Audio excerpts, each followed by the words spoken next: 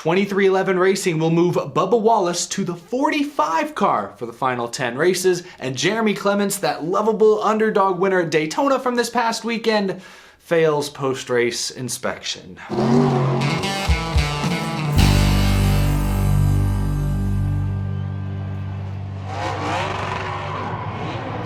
How's it going, y'all? My name is Eric. Welcome to Out of the Groove midweek edition. I've got two huge stories I want to cover today. The last 24 or 48 hours have been quite the whirlwind, so expect other videos coming later this week before the playoffs officially kick off at Darlington this Sunday. Today, though, I'm focusing on Jeremy Clements and Bubba Wallace. Before we get started, I've got something pretty cool to show you from my friends at Lionel. Lionel is the official diecast of NASCAR, and they just released a 4-wide pack of last year's Championship 4. As you can see, this 4-pack features NASCAR Authentics diecast of last year's Championship 4 drivers, Chase Elliott, Denny Hamlin, Martin Truex Jr., and a special liquid-colored championship version of Kyle Larson's HendrickCars.com scheme. Lionel is selling only a very limited number of these packs. They'll first be available at Walmart.com. That link is down in the description. They're expected to sell out quickly though, so you better be fast. The liquid color finish looks gorgeous on Larson's car, but also those yellow spoilers. I love the detail.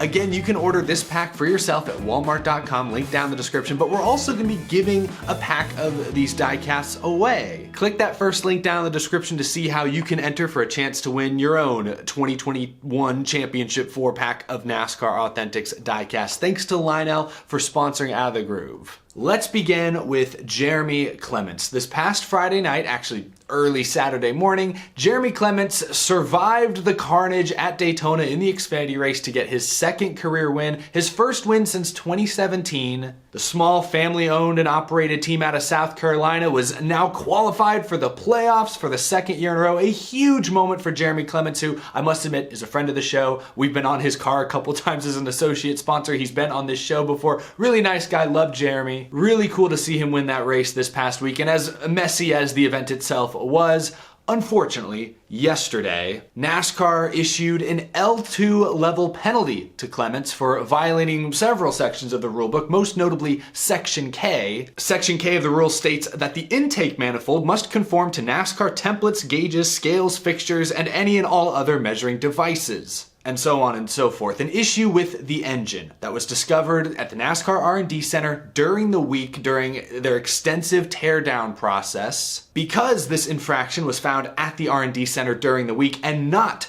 at the racetrack on Saturday, Clements gets to keep the victory. However, he will not be able to use it for playoff eligibility. And of course, because it was an L2 penalty, the team was assessed several other penalties. Crew chief Mark Setzer was fined $60,000. The team was assessed the loss of 75 owner points, 75 driver points, and 10 playoff points should they still manage to qualify for the playoffs. A real gut punch. At this point, between the rain and the crazy crash and the chaos of the Xfinity race, I kind of just want to forget this past weekend ever happened. You know, aside from that Ryan Vargas top 10 and Timmy Hill getting second, I guess those were cool. Aside from that, forget everything else. Anyway, I won't go off on that tangent again. Jeremy Clements is appealing this penalty. Before we read his statement though, I want to read this tweet from Kelly Crandall. She tweeted, "Per NASCAR, the Jeremy Clements team brought their engine to the R&D Center for teardown as is required. All race-winning, and Dash for Cash when applicable, engines eventually have to be inspected. It so happens that the 51s occurred the same week as the win." So I try to stay up to date on all things NASCAR rules as best I can, but I'm not exactly sure the details of this rule. I know in the Xfinity series you have to run the same engine for a number of races per year, but it almost sounds like this was just bad timing. Like maybe Clements could have waited a few weeks, or maybe waited to use this engine another time before having to bring it in to be torn down and inspected. So at that point, maybe they wouldn't have encumbered this win. I don't know. I'm not exactly sure what to make of that report. I just thought it was interesting. Perhaps some of you who maybe are more familiar with the NASCAR rulebook can let me know exactly what that means down in the comment section below. Now, like I said, Jeremy Clements and his team are appealing this penalty. Here's the statement he issued, I believe, earlier this morning. "In response to the penalty, NASCAR announced yesterday, we have filed a notice of appeal. During NASCAR's teardown process of our Daytona engine, our intake manifold was found to be too short from the carburetor face to the bottom of the plenum. Plenum. I'm sorry guys, I'm no engineer. This deviation restricts power to the motor, eliminating any positive impact to the motor's performance. We are appreciative of NASCAR's thorough inspection process and look forward to the opportunity to have our voice heard. We appreciate the continued support of our fans and partners as we allow the process to play out. So Clements and team saying that the issue with the intake manifold actually would have hurt their performance. So hoping NASCAR maybe is a little more lenient with their penalty after their appeal is heard. We'll see what happens. I'm not sure if this will be expedited because it involves a race winner. It might be, especially considering it involves playoff eligibility. I don't know if we'll hear a response this week, maybe next week. Not exactly sure the timeline, but we'll just all have to wait and see. NASCAR has had to deal with some pretty hefty penalties this year on the Cup Series side of things. This is one of the bigger and more impactful Xfinity Series penalties they've had to deal with in quite some time. So we'll see what happens. As a Jeremy Clements fan, I hope his defense is actually true and maybe NASCAR lowers the penalty. Maybe they're able to keep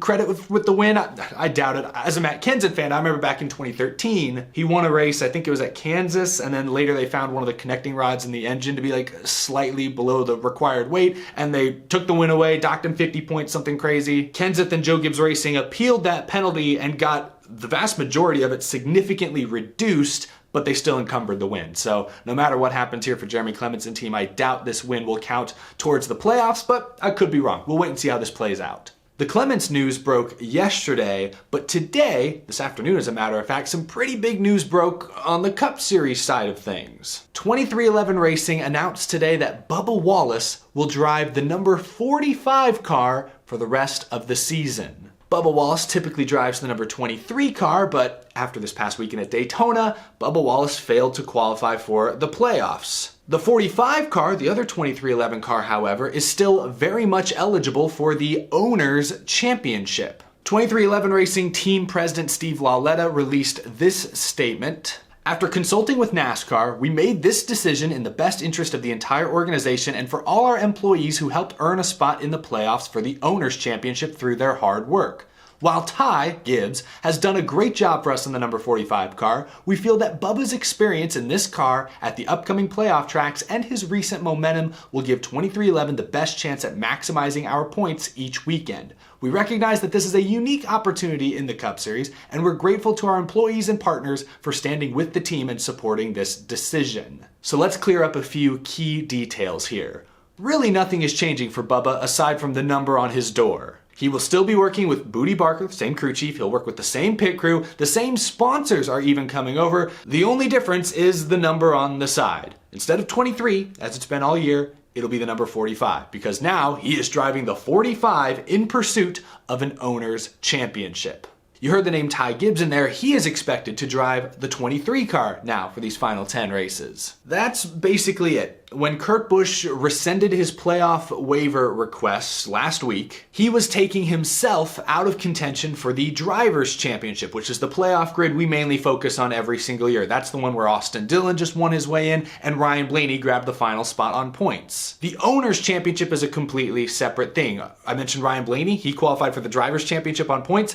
Penske and that 12 car did not qualify for the Owners' Championship. The 45 still holds that spot because they got a win earlier this year at Kansas. So Bubba Wallace, not in the Drivers' Championship, is being moved over to the 45 to try and give that team the best shot to move up the Owners' points, which is really the bracket that pays the best at the end of the season, at least from a team owner and team's perspective. This is a fairly unique situation. You don't see this done, especially by the top teams very often. You might see teams deeper in the field, switch seats around, switch numbers around towards the end of the season to try and better their owner's points position, whether for payout purposes, for like qualifying purposes back in the day when like the top 35 were locked in on qualifying. It's a little more common back in the pack. It's rare that we see top contending teams make these kind of switches mid-season, but it's also rare that we see a championship contender miss half the season due to an injury. Because that's the first thing I want to address here. It sounds like Kurt Busch is out for the year, which sucks. He's already missed 6 races. It sounds like he'll miss 16 when it's all said and done. This just raises even more questions about his status for next year. As silly season continues to heat up, the water's practically boiling. Who's going to drive that 45 next year? Will Tyler Reddick end up there a year early? Will Kyle Busch sign a 1-year deal with Toyota to stay in their system? Will Ty Gibbs race it full time? At this point, we don't know when or even if Kurt Busch will be cleared to drive a race car again. It's the sad truth, and I'm going to talk about the next gen and safety because there have been a ton of quotes and clips that have surfaced over the past couple of days. I'll talk about that in a video later this week. I want to save that for its own exclusive video. I've got some ranting to do. But yeah, anyway, Kurt Busch's future now is even more in question, and that is very disappointing. Now, moving on from that, the second point though is that this makes a ton of sense from a business standpoint. Bubba Wallace is the guy at 2311. He's the reason Michael Jordan is there. He's the reason McDonald's and DoorDash and other major sponsors have come over. Bubba Wallace is their flagship driver. No disrespect to Kurt Busch. He's definitely a more talented driver than Bubba at this stage in their careers, but Bubba Wallace is the brand. From a business standpoint, it makes way more sense for your main guy to be the one driving the car that has something at stake. The 23 car isn't eligible for the Drivers' Championship or the Owners' Championship, but the 45 still has something to compete for these final 10 weeks. So yeah, put your main full-time guy behind the wheel. It makes a ton of sense. And Steve Laletta mentioned the recent momentum that Bubba Wallace has had. He's not wrong about that. These numbers I'm about to highlight for y'all actually kind of surprised me. In the past 8 races, 8 weeks, Bubba Wallace has only one finish outside of the top 15. He also has 4 top 10s, a couple of top 5s. He finished second at Michigan just a few weeks ago. So far, this is the best streak of Bubba Wallace's NASCAR Cup Series career, at least from a results, from a statistical standpoint. So Bubba and Booty seem to be peaking at the right time. We saw this last year. They got that win at Talladega late in the season. They only seemed to improve as the year went on. We're seeing more of the same in 2022. So from a business standpoint, it makes sense. And from, honestly, a results standpoint, Bubba Wallace is on a hot streak. Ty Gibbs has done admirably in his first 6 Cup Series starts, but he only has 1 top 10. The point is he's still very young, very inexperienced, and he's focused on winning an Xfinity Series championship over the next couple of months. I'm honestly disappointed I didn't think of this possibility sooner, and I'm surprised more people weren't talking about this as a legitimate option because I feel kind of blindsided today by something that just makes a ton of sense. I don't have much else to say. Obviously, most of the focus over the next 10 weeks will be on the Drivers' Championship, but behind the scenes, the 45 has something to race for, and that will be kind of an interesting subplot depending on how Bubba Wallace performs over the next 10 races. But share your thoughts down in the comment section below. Were you surprised at all by this move? How do you feel about seeing Bubba, the guy who's synonymous with the 23 the last couple years,